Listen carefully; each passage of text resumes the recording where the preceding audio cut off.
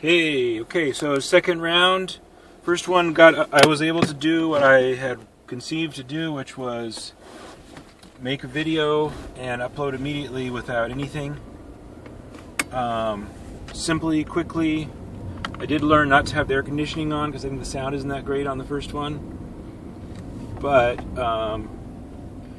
here I am, so I thought, this is as much planning as I'm going to do, but I thought I should give a second introduction to the name, kind of what it has to do with the content I'm putting up.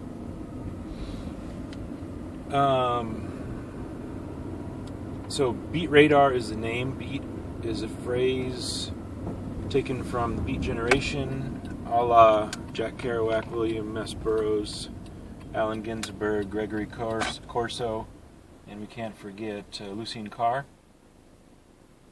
And it refers to the condition of being beaten up, beaten down, beat as in tired, but it also has the added nuance of beatific, referring to the Beatitudes of the New Testament. And the way I describe beat is when you don't give a shit anymore and whatever's inside comes out, and you don't have filters. Whatever it is comes out, and it can be ecstatic and it can be violent, but most of all, it's real. And to me, it highlights the divinity and our basic innocence as human beings. And so the behavior may be horrendous, it may be wonderful, but it's real, and it's when all the masks come down. So I'm trying to find that place in my life, and I love to see the evidence of it in other people and the conversations that I have with people on the street.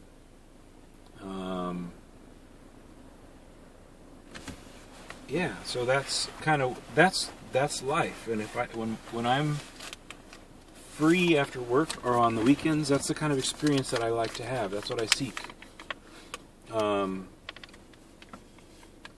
It's the part that's fully engaged in life, the part that's ecstatic, that's happy, and it's sort of shameless, I guess you could say. Another reason why I'm doing this is because I want to share in a radical way. I want my subconscious to come out through my mouth, through the things that I say. And I'm sure in this process, if I were to go back and listen to it, which I probably won't, I'll notice that process and themes recurring that paint a picture of me that maybe I'm not all the way conscious of.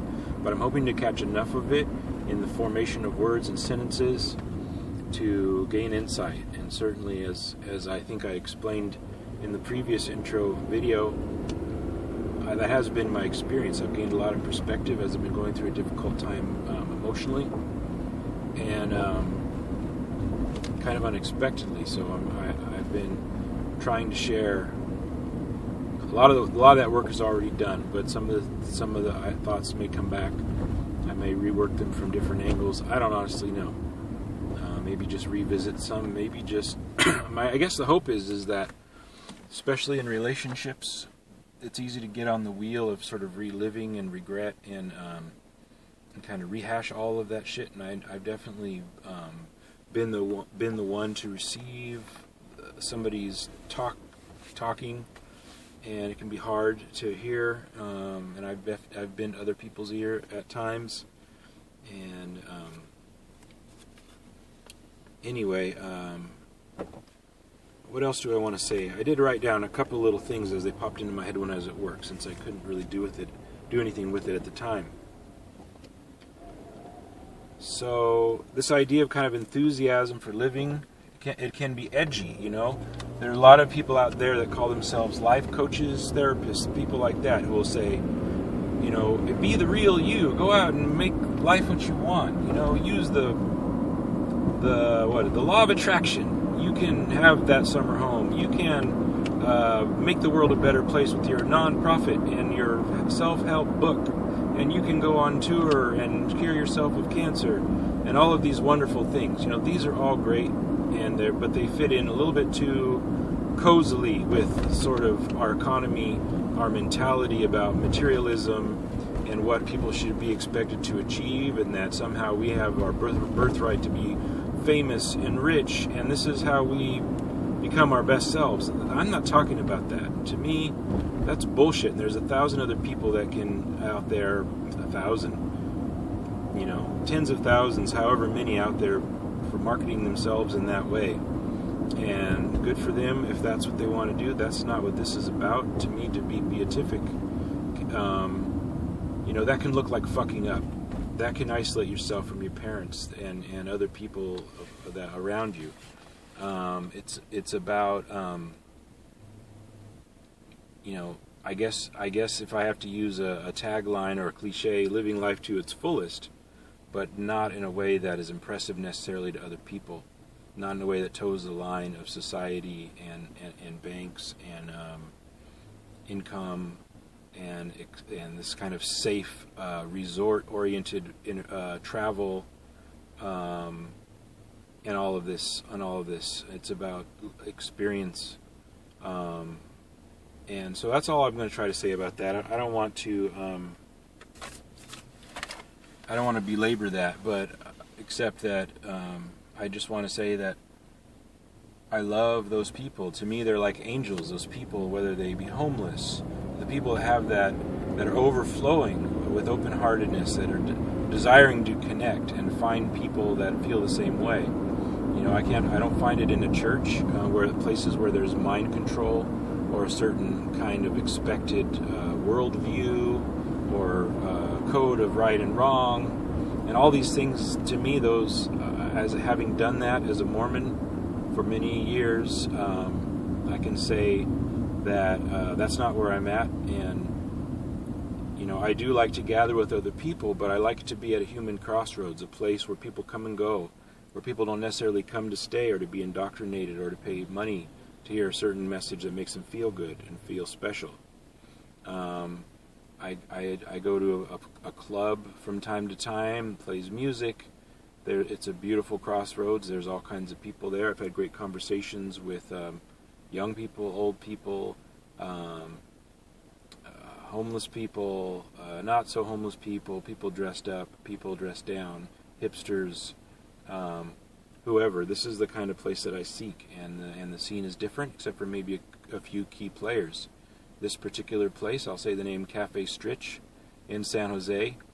The people that work there, they seem to have a palpable understanding of the gatekeeper isn't the right word to say, but they kind of know the magic that's going on around them, and they kind of finesse and caress and accommodate that, and that's a beautiful thing. They're sweet, sweet people. And another place that I'm experimenting with is a place called the School of Visual Philosophy. It's a little art school in a converted fire station near where I live. And the idea being, I say I'm experimenting, is that I'm experimenting with gathering, and I think art is a good way to bring people together, where people are expected to be quirky, and you're kind of there to trip out on other people's crazy vision of what they're trying to do. Others are people that are trying to learn, and various helpers and so on and so forth. But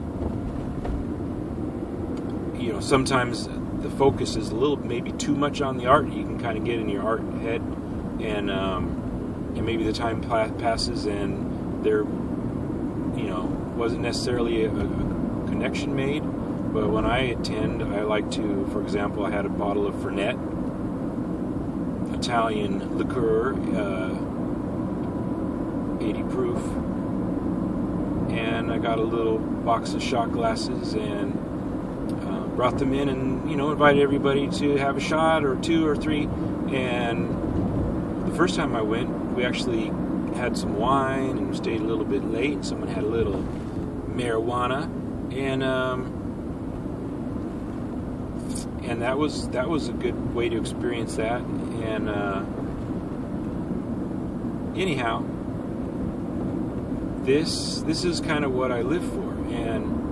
But because my heart is in this condition, I can get lonely at times. My heart's open to people. I want to talk. I want to interact.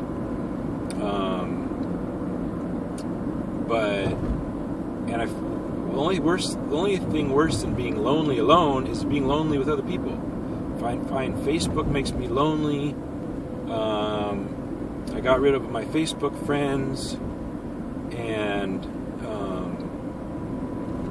I kind of put up a warning. I was like, I'm going to keep it real up here. I might be offensive if I sent messages out to a few select people, and just kind of saying, yeah, I want to be your Facebook friend, but you got to be willing to tolerate me when I'm maybe a little more raw in my expression. And I think this forum here is going to be that kind of a place for that kind of expression, a place for the stories that I live, and when possible and when feasible, and when it wouldn't create a strange agenda or a formality, I would even like to record conversations and even interviews with people that I find out there, if it doesn't kind of ruin the mojo and make it seem a little too media or a little bit too confining.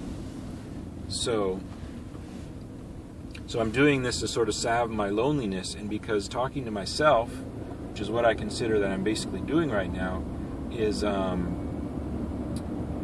been so therapeutic for me in gaining clarity and getting off the wheel of sort of reliving past experiences with people and wondering why this and why that and feeling discontent, and just asking a place to ask myself hard questions. And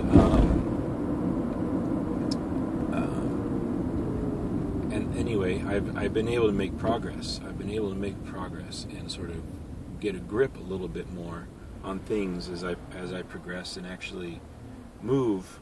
I hesitate to say in a linear way, but to feel like I'm not just repeating the same thoughts and feelings over and over and over again. Anyway, so you get the idea. And so it's almost as though what helps me is to speak only to myself or to speak to everybody at the same time. Speaking to a few people or bending somebody's ear on the phone, I find just doesn't really help that much. I just find that I isolate people from me, and then I kind of resent them. I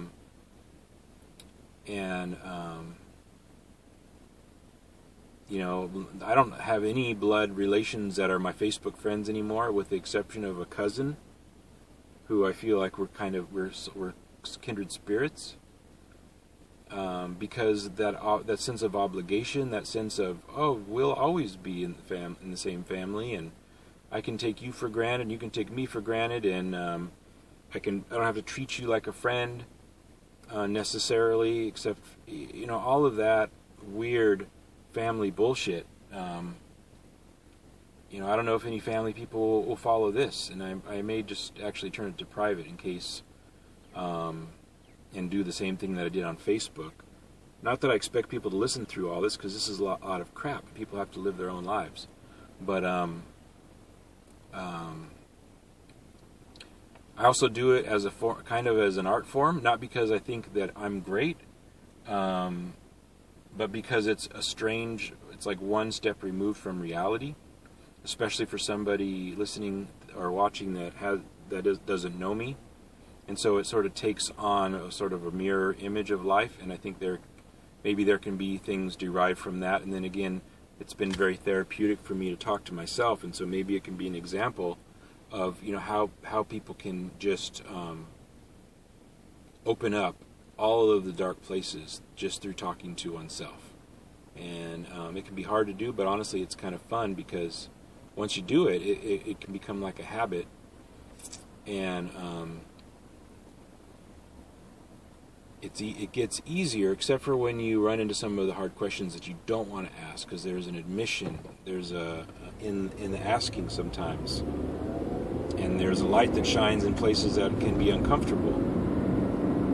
But again, that's when the magic happens, and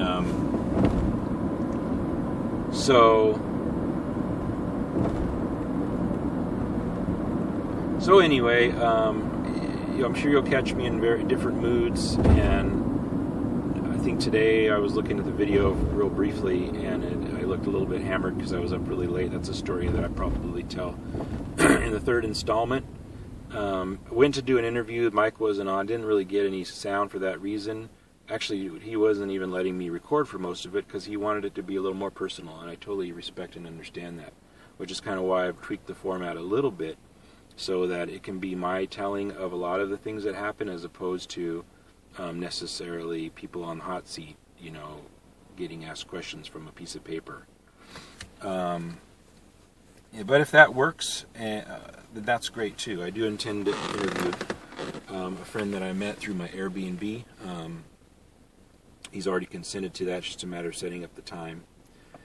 But he's got some good stories to tell through his travels and his seeking of adventure and fun, and going to different continents and countries, not necessarily knowing why, and seeing what happened there. And that's the spirit that I want to convey through this. So there's no way to summarize it because I'm not even sure what I've exactly been spewing, except that I want this to be a multifaceted channel. I want to record my experiences of a beatific life, and also find the place within me through sort of naked sharing,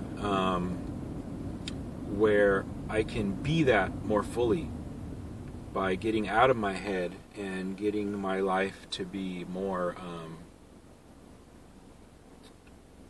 an expression of the highest part of myself, which it doesn't have filters, which has a capacity to love greatly and widely, and so that's where it's at. Thank you.